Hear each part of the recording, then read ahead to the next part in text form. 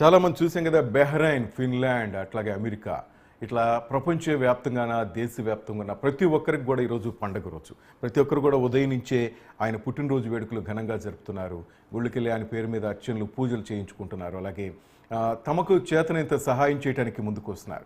ఇప్పుడు కూడా పవన్ కళ్యాణ్ గారు చెప్తూ ఉంటారు, చేతనైతే నలుగురికి సహాయం చేయండి, నలుగురికి హెల్ప్ చేయండి అని ఆయన చెప్పిన మాటలకు విలువిచ్చి ఈరోజు ప్రతి ఒక్కరు కూడా ఈ ఉదయం నుంచి సమాజం పట్ల ఆయన చెప్పిన సేవా కార్యక్రమాలను బాధ్యతగా తీసుకుంటూ ప్రతి ఒక్కరు కూడా తమకు తోచిన విధంగా సహాయం చేస్తూ ప్రతి ఒక్కరు కూడా ఆయనపై తమకున్న అభిమానాన్ని చాటుకుంటున్నారు. ఈ నేపథ్యంలోనే 2 తెలుగు రాష్ట్రాల్లో నిరాశ్రులైన చాలామందిని కూడా ఆదుకోవటానికి ముందుకు వస్తున్నారు. యాక్చువల్గా ఈరోజు ఓజీ కానీ ఇట్లా చాలా సినిమాలకు సంబంధించి అప్డేట్స్ రావాలి.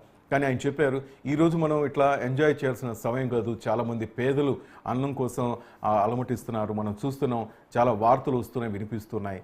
సో నేను ప్రజల కోసమని మీకు ఇంతకుముందే చెప్పాను కాబట్టి, ప్రజల కోసం అని చెప్పాను కాబట్టి ఆ ప్రజలకి మీరు సహాయం చేయడానికి ముందుకు రండి అంటూ ఆయన చెప్పడం జరుగుతూ ఉంది.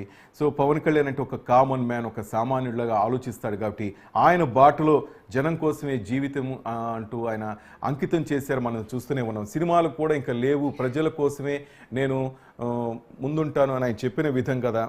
సామాన్యుడిలాగానే ఆలోచిస్తూ జనం కోసం ఆలోచిస్తున్నాడు కాబట్టి ప్రతి ఒక్కరు కూడా ఆయన బాటలో నడుస్తూ ఈరోజు ఒక స్ఫూర్తిగా పవన్ కళ్యాణ్ తీసుకొని ఆయన చేసిన త్యాగాలను మనం చూడొచ్చు. సినిమాల్లో హ్యాపీగా ఉండొచ్చు, ఆయన కొన్ని కోట్లు సంపాదించవచ్చు, కానీ వాటన్నిటిని తలదిని పక్కన పెట్టి ప్రజల కోసం అంటూ ఆయన పోరాడారు.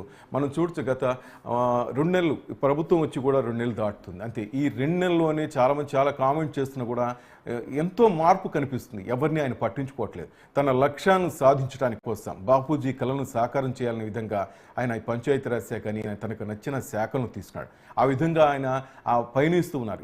ఎవరెన్ని కామెంట్లు చేసినా కూడా ఏం పట్టించుకోవట్లేదు అని ఒకటే చెప్తున్నాడు. మన గోల్ నిర్దేశించుకున్నాం, మనం ఆ విధంగా మనం ముందుకెళ్దామంటూ ఆయన మాట్లాడే ప్రతిసారి కూడా చాలా పరిణితి కనిపిస్తుందని చాలామంది అంటున్నారు. నిజంగా ఆ పదవికి ఆయన వన్నె తెస్తున్నారు. డిప్యూటీ సీఎం పవన్ కళ్యాణ్ అని మనం దమ్ముగా చెప్పుకోవటానికి జనసేన అధినేత, జన సైనికులకు కానీ అలాగే పవర్ స్టార్ పవన్ కళ్యాణ్ అభిమానులు గర్వంగా చెప్పుకునే విధంగా ఆయన పనితీరు మనకు కనిపిస్తూ ఉంది. మనం చూస్తున్న ఇప్పటివరకు ఎన్నో దేశాల నుంచి ఎంతోమంది ఆయన అభిమానులు శుభాకాంక్షలు తెలియజేస్తున్నారు. మనం చూస్తున్నాం, లైవ్లో చూస్తున్నాం.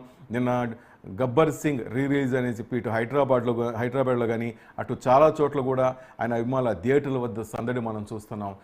ఒక సందడే కాదు, వాళ్ళు చేయాల్సిన కార్యక్రమాలని ఒకరు చెప్పనవసరం లేదు. ఇది నేను చేయండి అని ఆయన ఎప్పుడు కూడా చెప్పడు. జస్ట్ కష్టమైన క్లిష్టమైన ఆయన కొన్ని మాటలు అంటుంటాడు.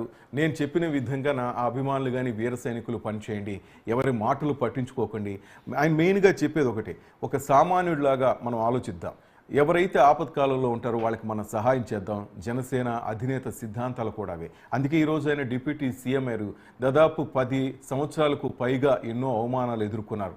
ఆ అవమానాలకి ధీటుగా బదులిస్తూ తను పోటీ చేసిన ప్రతి స్థానంలోనూ తన సైనికులైతేనేమి తన ఎమ్మెల్యేలు గెలిపించుకున్నారు, అట్లాగే ఎంపీలను గెలిపించుకున్నారు. దేశంలో ఎప్పుడు కూడా ఏ రాజకీయ పార్టీకి కూడా ఈ రికార్డు లేదు. 100కి 100% స్ట్రైక్ రేట్ కొట్టిన పార్టీ ఏదీ లేదు.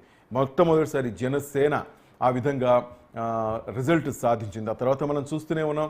ఇక ఆయన డిప్యూటీ సీఎం అయ్యారు. పిఠాపురం ఎమ్మెల్యే తాలూకాని ప్రతి ఒక్కరు గర్వంగా చెప్పుకునే స్థాయికి ఎదిగారు. రైట్, మనం చూస్తున్నాం, అభిమాన కేరింతలు చూస్తున్నాం. ప్రతి ఒక్కరు కూడా హ్యాపీగా ప్రతి దేశంలోనూ ప్రతి చోట ఆయన బర్త్డే విషయం చెప్పుకుంటున్నారు.